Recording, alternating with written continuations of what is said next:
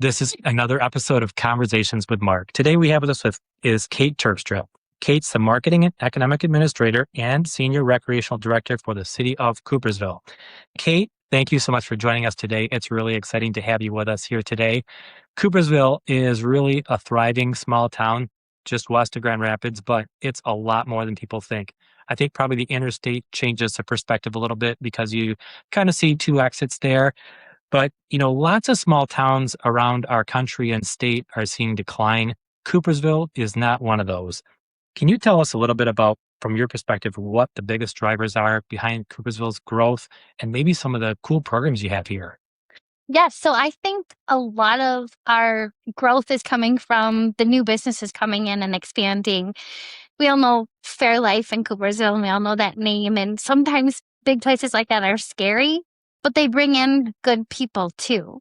And those people are going to live and work in the community that they're in as well. And um, same as Continental Dairy, Bay Logistics, Baker Auto is growing constantly. And all these are people are coming here and they see we have that small town feel just outside of the city. We're not that far away.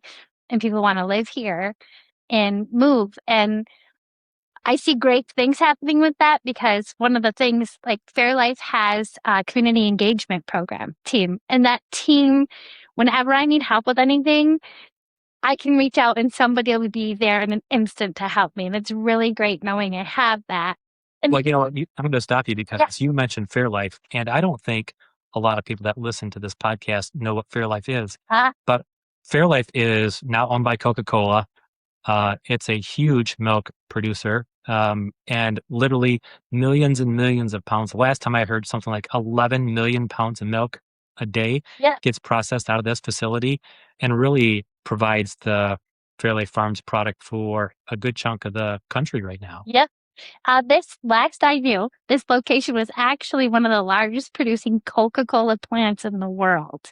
I don't know if they're still holding that Yeah. record, but yeah, so having people like that come in and help our community grow and expand, there's more job opportunities and people want to live here.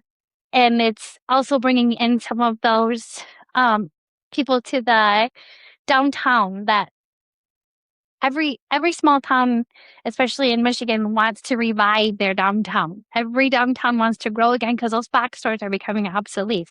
Of course, I want to walk down the main street and hear Christmas music in the middle of winter playing, and I want to hear the kids playing and stuff at the parks and that kind of thing. I think that all of that helps to create the feel we have going on right now.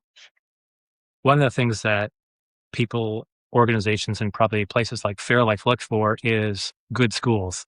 Coopersville School District itself is actually pretty big, and the way that they've structured their campus is almost like a college campus. You've got everything at one place, but it's more than just schooling. You see a lot of activity, whether it's the trades being involved, and this is both a farming community, but industrial now, and a lot of different things. What's the secret sauce that makes Coopersville schools so great, and how do they do it?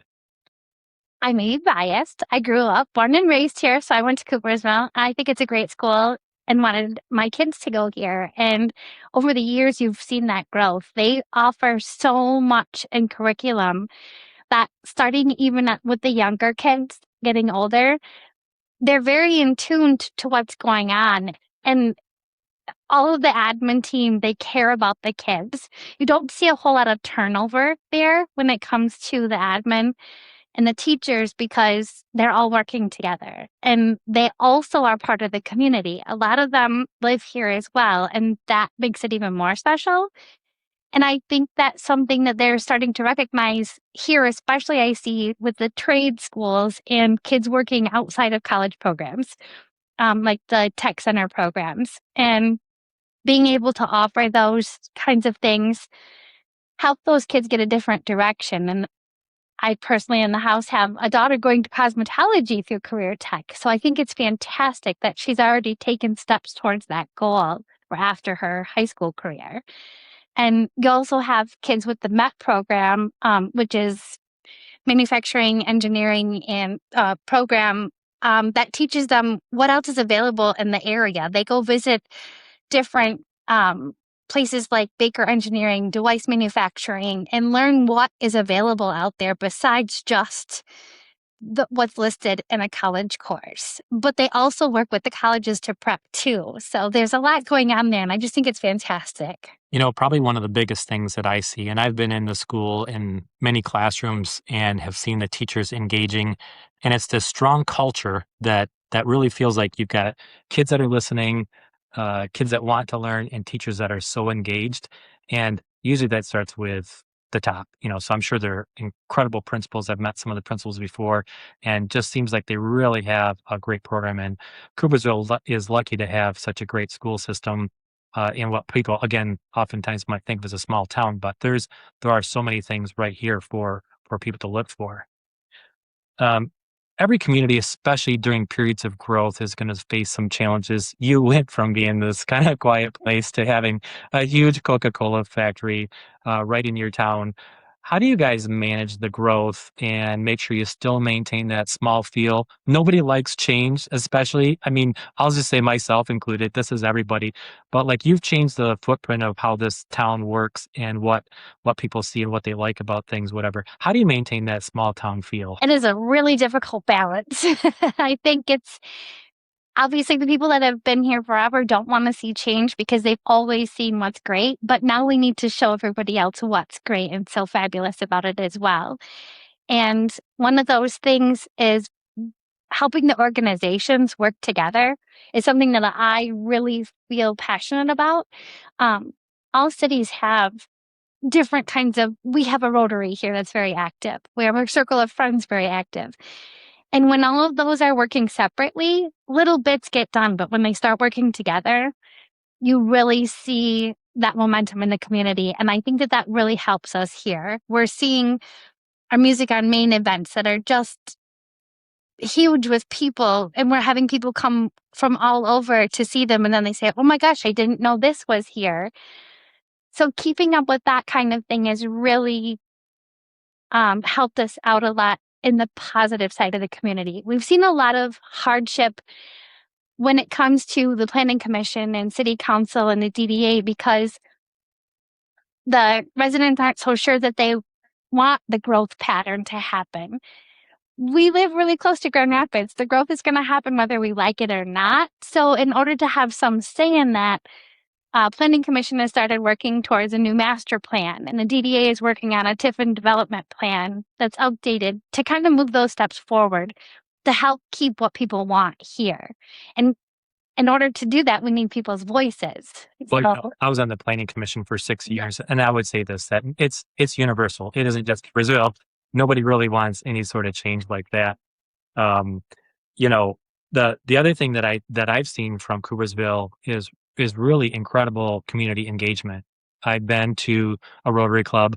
I've seen your Memorial Day parade. You've been in it many times, and your Christmas parade last year was the first time I was able to make that.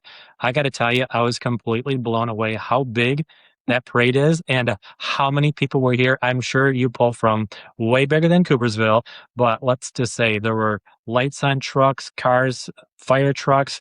I rode in a convertible, which was super cool. It was a little chilly maybe, but it was just incredible the number of people that showed up and how many entries were in that parade. Really cool. Thanks. Yeah, I think that all of those things tie to the school still too. And surprisingly enough, there's not that many outside of our Coopersville that end up coming to that parade. It's really crazy. So it's just everybody that lives here. Everybody that wants a piece of the action. Yeah. Who doesn't?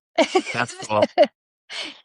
Can you tell me, is there a moment or a story from your time working here that really captures what you think makes Coopersville special to you? In my time here, I think that what really makes a difference to where I've gotten and how I am is my different job titles. I work with everyone possible, and I didn't come here with the idea of being a senior citizens rec director. But once I became that, it's so nice to connect with all different people in the community. I have an office at the school, in the community services building that keeps me close to that, and I can connect with everybody, and I love that. That's like my favorite part about it is I see every single piece of the community, no matter which way I turn. And um, again, having been born and raised here, my heart is here. I really have a heart for the community, and that's my favorite thing is that I get to see so many people enjoying where they live, work, and go to school. Great. Well, thank you, Kate, for taking the time to talk to us today about Coopersville and all the great things you have going on here. I appreciate you so much. Yeah, thank you so much.